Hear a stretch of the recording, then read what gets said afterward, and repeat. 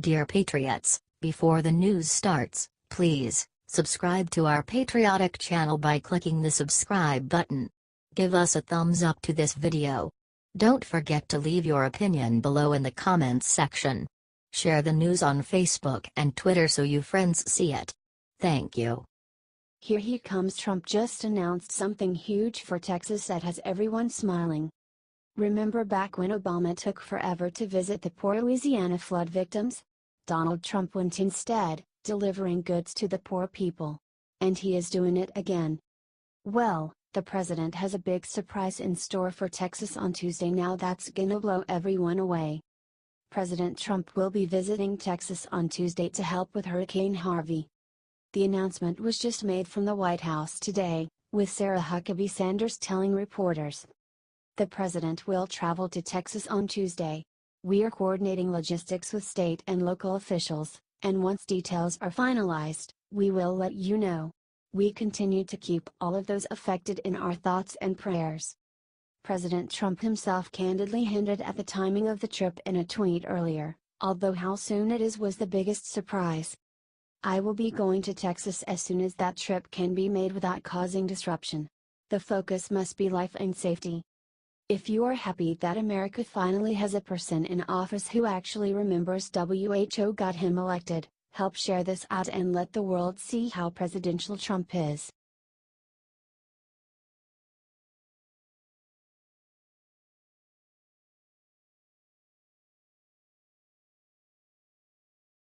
Fix is in John Podesta's dirty Russian secret leaked on Fox News and it's awful. The MSM created the conspiracy theory that the Trump campaign worked with Russia during the 2016 election, although no information at this point has never been substantiated.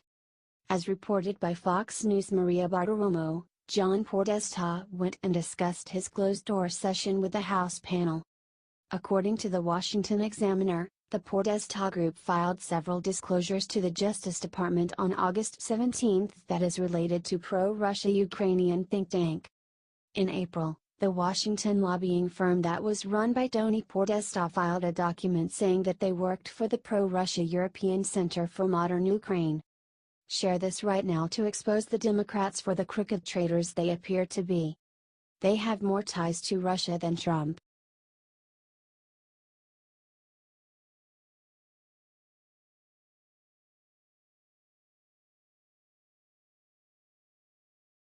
Fighter Mike Huckabee just said the one thing about Trump and Hurricane Harvey he wasn't supposed to.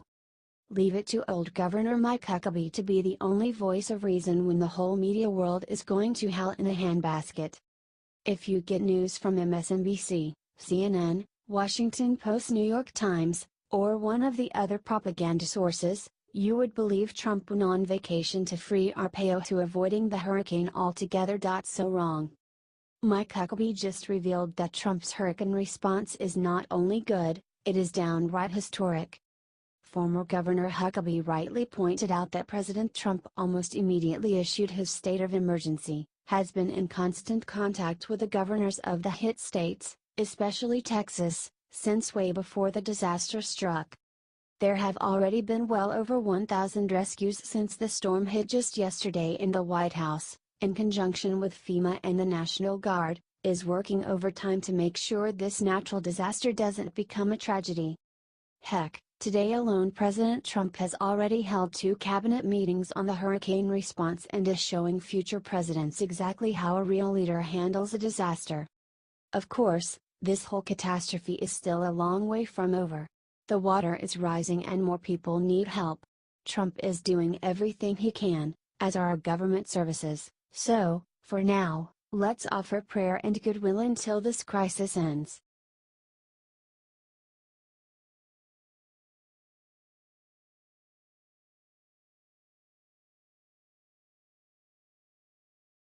Violent video media doesn't want people to see what alt-left thugs do to this Trump supporter. This is Berkeley, California in 2017. The far left-wing Antifa rioters are tearing apart their own city in protest of the Oregon-based Patriot Prayer Group that had to cancel their free speech rally last year. The Trump supporters are being called Nazis by the media and alt-left protesters. If you ever wanted to see what communism taking over America looks like, it was that video below. These Marxist anarchists hate our Constitution and want to tear apart the country. Antifa stands for Anti-First Amendment. An army of Antifa people started shouting "Block up!" and doing the following. Here is a bird's eye view of the Antifa terrorists that are running around Berkeley today via Josh Kaplan. This is in America. I repeat. This is in America. Share this if you think it's time to make this country great again. The alt-left wants to make America hate again. Do not let their words fool anyone. We need to get these videos in front of the public. The media is covering for these violent anarchists. Help spread this everywhere and expose them.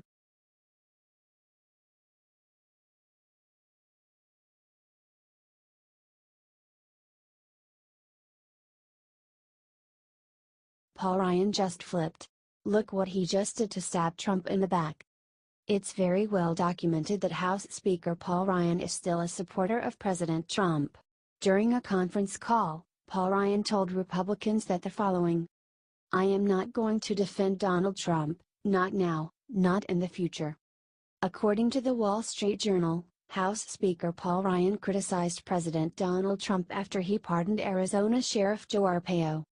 Ryan's spokesperson Doug Andres said the following. The Speaker does not agree with the decision. Law enforcement officials have a special responsibility to respect the rights of everyone in the United States. We should not allow anyone to believe that responsibility is diminished by this pardon. Paul Ryan is a snake in the grass and is not fully behind Trump. It's time to drain the swamp, y'all. We need Republicans that will back our elected president. Share this if you think it is time to drain the swamp of all these backstabbing Republicans. Look at what the GOP-led House of Representatives did for the entire month of August. I'll give you a hint, nothing.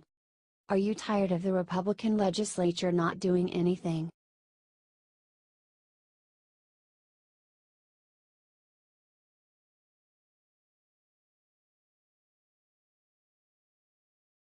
As God is my witness, liberals just destroyed Scarlett O'Hara with this sick move. Alright, as if the left hadn't gotten ridiculous enough, this just about takes the cake. First, they want to remove historic monuments, then they attack Dolly Parton's Dixie Stampede. And now, Gone with the Wind is under attack. A theater in Memphis, Tennessee, the Orpheum, has shown the beloved 1939 film for the past 34 years. But now, the board of directors of the theater has decided it's insensitive, so they are pulling it from next summer's movie series. The theater held its final screening of the great film on August 11. The board issued a statement saying, as an organization whose stated mission is to entertain, educate and enlighten the communities it serves, the Orpheum cannot show a film that is insensitive to a large segment of its local population. This is just over the top.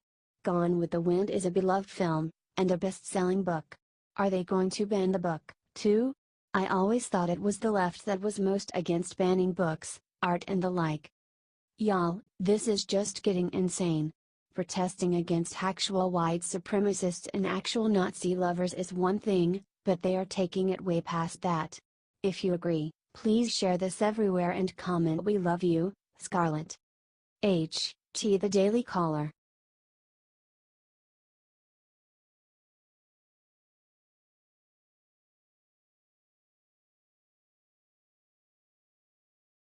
Right after pardoning Joe Arpaio, Trump just did something huge for Sheriff David Clarke. Donald Trump may be president now and working hard to try and put our country back together with his time in office, but that does not mean he forgets the people who got him there. Just last week the president issued a pardon to Joe Arpaio, a retired sheriff accused of violating a court order. Today, he gave a special gift to another cop buddy of his, Sheriff David Clarke. President Trump told everyone how good Sheriff Clarke's new book Cop Under Fire, Moving Beyond Hashtags of Race, Crime, and Politics for a Better America. The president tweeted, "A great book by a great guy, highly recommend." Lefties hate Sheriff Clarke, mainly because he is a conservative black cop. He also has driven them crazy by going after BLM, Antifa, and other leftist hate organizations. If you were not already aware, Clark also was one of the first people to defend Trump's response to Charlottesville. He saw it for what it really was, a declaration that our country will not tolerate hate on either side. Sheriff Clark is a man who simply has dedicated his life to upholding law and order, and there is nothing wrong with supporting a hero like this. Help the good man out by sharing this out and, if you are a reader, buy his new book. It comes highly recommended by the President of the United States. After all,